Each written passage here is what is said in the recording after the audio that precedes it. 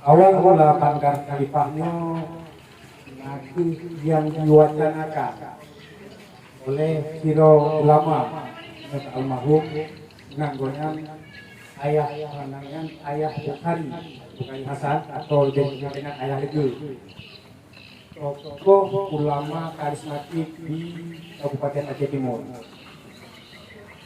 Pak Tabauro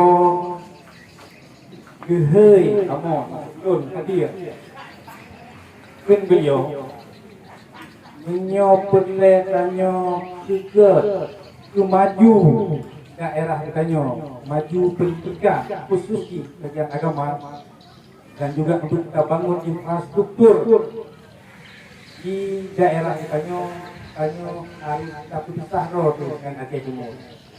Nyo amanah gonya yang pun pakatnya yang dimutanya tamlainya digolong kapegatro kecalek kodenya berselang 2 bulan pun lebih yang gehei long balik di ayah untuk berbicara tentang perkara pemekaran Bandar Khalifah. Jadi kebetulannya katunda ini itu katunda karena kami menyangkut dengan ile jadi beli yang belum Lotnya memang harus lo kalau jauh lo akan menjadi ketua sementara sebenarnya.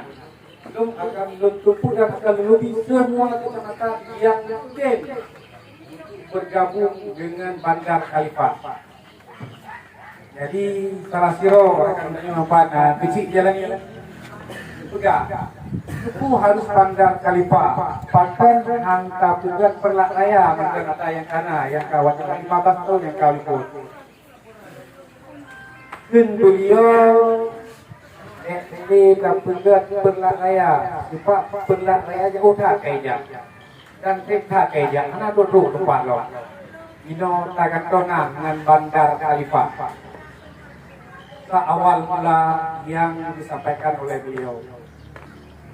Yang awate kamu kaki pilih sebagai anggota dewan, lotnya sakit di Banda Aceh.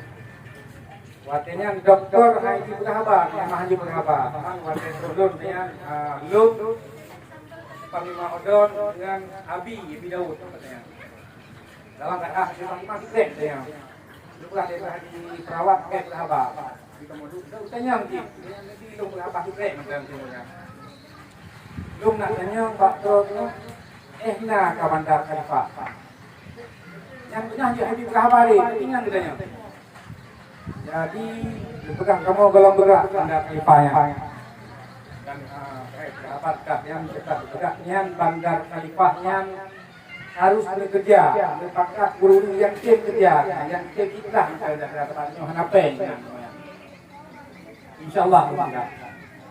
Yang terakhir lupuk tunjuknya yang kedua narkoba rumah sakit ini. Sepertinya punya kata sakit parah sakit. Berarti itu benarnya katanya. Nah perjuangan Bandar Khalifah. Katanya sudah kamu belum menyebut katanya. Yang mengusahakan Bandar Khalifahnya betul-betul dan berdedam Bandar Khalifahnya. Yang lung laki Pak Bundro karena lung kondisi hana sehatnya menyusingah lung sehat tumbuh di Allah lung akan lenjak lung itu tentunya berselang pada orang mulia buatnya kehidupan Allah pakai dua kubu dan ditempatkan tempat yang berat.